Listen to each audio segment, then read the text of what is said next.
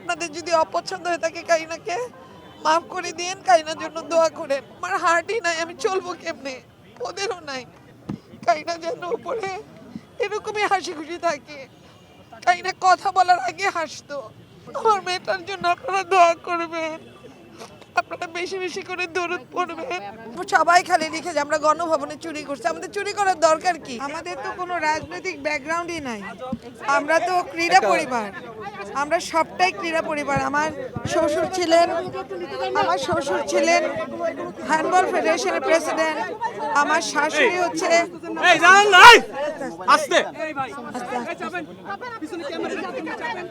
শাশুড়ি হচ্ছে দাবা খেলেন, বাংলাদেশের একজন অ্যাসেট সম্পদ উনি।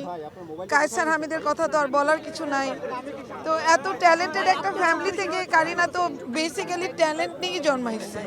তো সেই ট্যালেন্টেরই বহিঃপ্রকাশ হচ্ছে সে মানুষকে ভালোবেসে বা নিজেকে ভালোবেসে, নিজের পারিপার্শ্বিকতাকে ভালোবেসে সে কিছু কন্টেন্ট ক্রিয়েট করতো, লিখতো, একটা মুভি করেছে, সে মুভি ডিরেকশন দিয়েছে রেজা, অভিনয় করেছে তার সাথে ডানা। এইসব করে সে মানুষের মনের দোরগোড়ায় পৌঁছে গেছে, যেই কারণে কারিনা এতভাবে মানুষের কাছে সমাদৃত, যেটা দেখে আমারও খুব ভালো লাগে যে কারিনা আজকে চলে গেছে। কারিনার হয়তো এতটুকুই হায়াত ছিল, ভুল চিকিৎসা, ভালো চিকিৎসা, আমাদের নিজেদের সিদ্ধান্ত, সব কিছুর ঊর্ধ্বে হচ্ছে যে কারিনা চলে গেছে। এইটাই ওর এতটুকুই হায়াত ছিল, এতটুকুই ওর আমাদের সাথে থাকার জন্য আল্লাহ দিয়ে দিয়েছিলেন। তো আমরা সবসময়ই চেয়েছি যে আমাদের সহজ সরল জীবনে আমরা সবসময় চেয়েছি মানুষ ভালো থাকুক। আমরা কোনো আসলে রাজনৈতিক সচেতনতা ওইভাবে নাই, বাট হিউম্যান বিং হিসাবে সচেতনতা আছে যে মানুষের উপর অত্যাচার না হোক, মানুষ ভালো থাকুক। কোথাও যদি দেখি যে শাসন হচ্ছে, শোষণ হচ্ছে বা মানুষ কষ্টে আছে, আমরা গিয়ে দান করি। হসপিটালে গিয়ে আমি খাবার দিই, আমার ইউনিভার্সিটি স্টুডেন্টদের সাথে গিয়ে আমি হসপিটালে খাওয়া দিই। কারিনা বিভিন্ন রকম দান করে, সে মানুষের সাহায্য করা। কিন্তু আপনারা অনেক কারিনাকে ভালোবাসছেন, এটা আমার জন্য যে কত বড় গর্ব যে আমার মেয়ে আজকে চলে গেছে, আমার দুনিয়ায় চলে গেছে, ডানা ভেঙে গেছে। রেজার কোনোদিন মুভি বানাইতে পারবে বলে আমার মনে হয় না, কিন্তু কারিনা যে আপনাদের মনের কত দূরে, আপনারা যে কিভাবে ওকে ভালোবাসছেন, সারা দেশ ওকে এত দোয়া করতেছে, খোলা আসমানের নিচে এত এত হাত ওর জন্য দোয়া করতেছে। এইটাই আমাদের ভাগ্য। আপনারা সবাই আমার বাচ্চাটার জন্য দোয়া করবেন, আমার বাচ্চাটার জন্য ভালো থাকে। অনেক কম সময় চলে গেছে, আমার মেয়েটার জন্য আপনারা দোয়া করবেন, আপনারা বেশি বেশি করে দরুদ পড়বেন। যখনই ওরা একটা কন্টেন্ট দেখবেন, আপনারা একটা সূরা ইয়াসিন পড়বেন বা দরুদ পড়বেন বা একটা সূরা ফাতিহা পড়বেন, কারিনার আত্মার উপরে বর্ষায় দিবেন।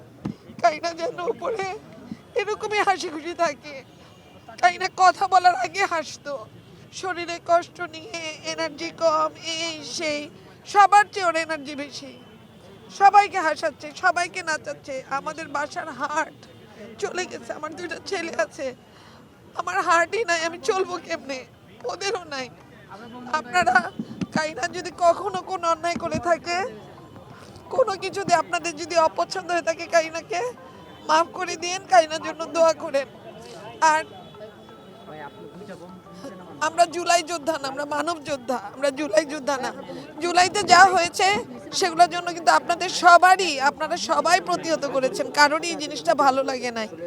আর আমাদের একটা ভিডিও আপলোড করা হয়েছে, সেটা আমরা কোনোদিনই গণভবনে যাই নাই, আমি ওর বাবা কেউ গণভবনে যাই নাই। আমরা আমাদের বাসার মোড়ে যখন সবাই যাচ্ছে মহাখালীর থেকে উত্তরার দিকে, তো কারো হাতে হাঁস, কারো হাতে গাছ, কারো হাতে মাছ, তখন আমার হাজব্যান্ড বলল যে তুমি যদি কিছু নিয়ে আসতা তাহলে তো আমরাও দেখাতে পারতাম। তা আমার হাতে ছিল একটা শ্রী লেদার্সের ব্যাগ, আমি বলছি এই যে আমার একটা ব্যাগ, আরেকটা চিরুনি নিয়ে বলছি এই যে একটা চিরুনি। এখন কে যে এটা আপলোড করে দিছে, এখন সবাই খালি লিখে যে আমরা গণভবনে চুরি করছি, আমাদের চুরি করার দরকার কি? চুরি করলে কি কেউ একটা এতটুক ব্যাগ চুরি করে, একটা প্লাস্টিকের চিরুনি চুরি করে, তো দামি দামি জিনিস চুরি করবো, ওইটুকু কেন চুরি করব?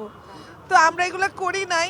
আমাদের একটা নিজেদের মধ্যে আমরা সবাই মজা করছিলাম, আমরাও মজা করছিলাম, মানুষের মজা দেখি। তো আপনারা যদি এই সম্বন্ধে কারো কোনো ভুল ধারণা থেকে থাকে, আমি প্রকাশ্যে বলে দিলাম এই ছিল ঘটনাটা। আর আমাদেরকে আপনারা অনেক ভালোবেসে যে ভালোবাসা দিয়েছেন কারিনাকে, আপনারা সারা জীবন যতদিন কারিনা তার কাজের মধ্যে বেঁচে থাকবে, কারিনার জন্য দোয়া করবেন, কারিনার জন্য দোয়া